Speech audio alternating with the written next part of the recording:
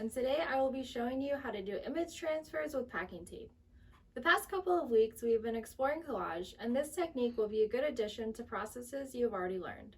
While using this process, I want you to think about layers, how they can add dimension and interest in your compositions.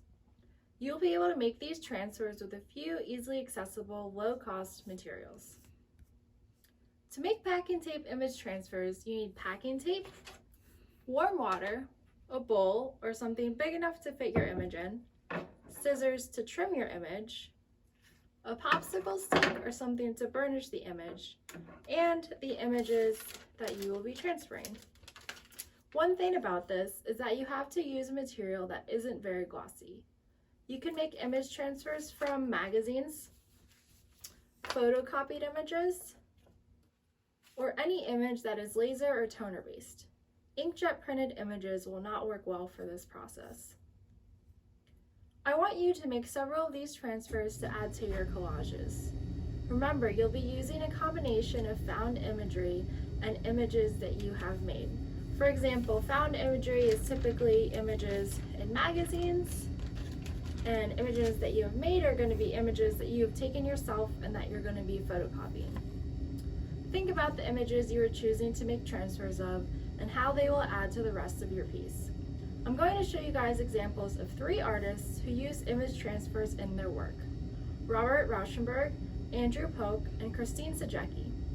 I want you to look at the way they incorporate these transfers into their pieces and the way they use layering to add depth, interest, and content in their work. Think about color, texture, imagery, text, and how these images will add to your collages. For these transfers, it is okay if you use found imagery, but I want you to also include images you have taken yourself.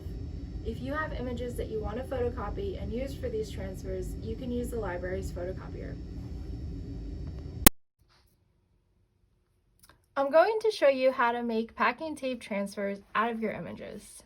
Now is the time to trim your image down if necessary. You then take your tape and cover the entire image. Depending on how large your image is, you might need to layer the tape. In this case, I will be layering the tape. You want to make sure that your tape covers every part of the image. It is better to overlap the tape than not use enough.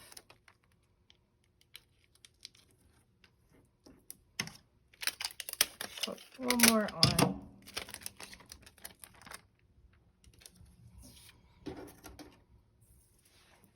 So you then want to take your popsicle stick and burnish the images, making sure that the tape sticks to the surface evenly.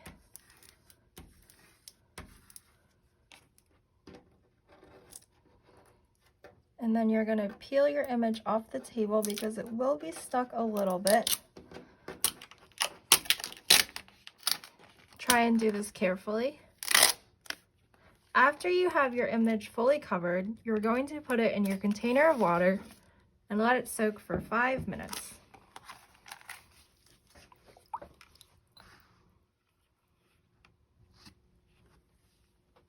After it's done soaking, take it out of the container and dry it off a little. It doesn't have to be perfectly dry, but you don't want it to be dripping wet. And you're going to start to rub the paper away from the tape. Sometimes this takes longer than others. Anything that is white or does not have ink on it will rub off. The ink fuses to the tape.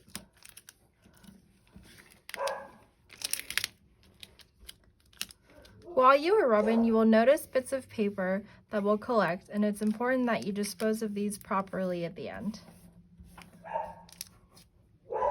It's important to keep a clean workspace, especially if it's a shared workspace.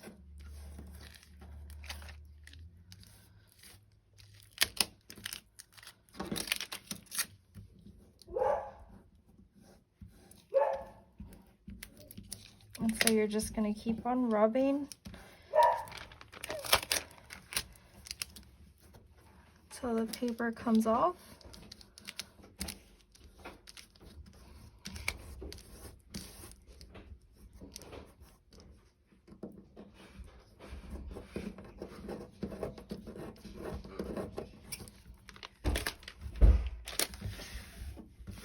brush your scraps to the side.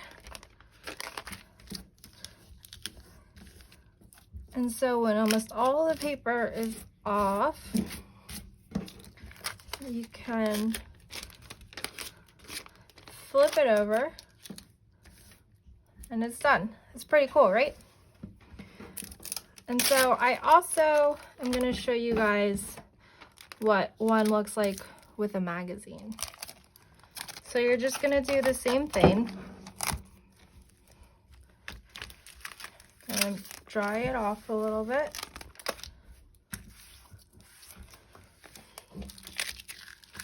And then you're going to start peeling the image away.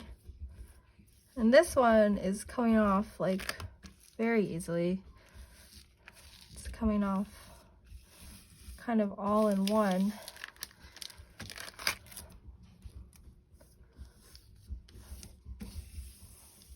So this one was a lot easier. Sometimes the magazines are a lot easier to peel. And so you're done.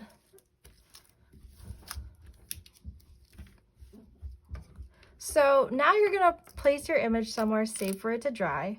If I were in the studio, I would have you put them on the drying rack. But if you're at home, just place them on a flat surface. Make sure after you are finished, you collect all of the rubbings and dispose of them.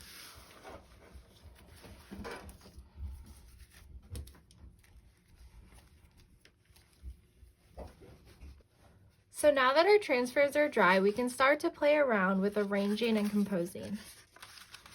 Take some of your previous collages to experiment with.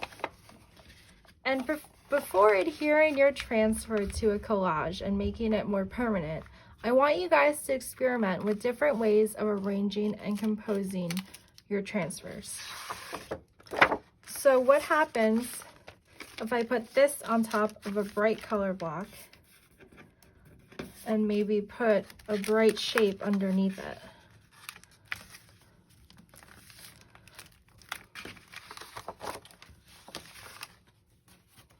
Or what happens if I put this image on top of a heavily painted image and then add another image?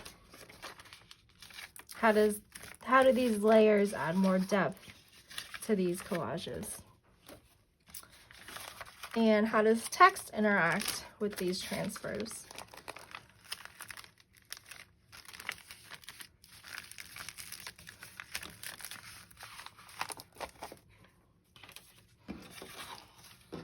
Take an image maybe that you thought got ruined or you thought you would never use before, and how does adding a whole new image on top of it change that image? Maybe even take your sketchbook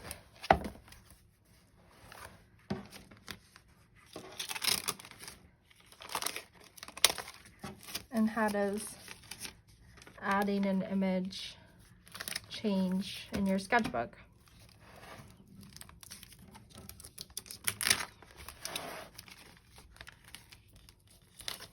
One of the best things about collage is all of the endless possibilities.